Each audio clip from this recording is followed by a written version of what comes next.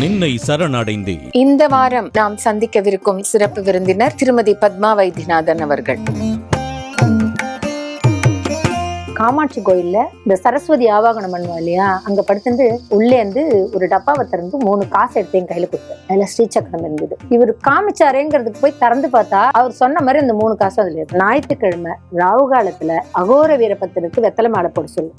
9 மிளக சிகப்பு துணியில கட்டி பசுநெய்ய விட்டு கால பைரவருக்கு விளக்கேத்த சொல்லு. ஆக்சிடென்ட் ஆறதும் டிராஸ்டிக்கா குறையும்.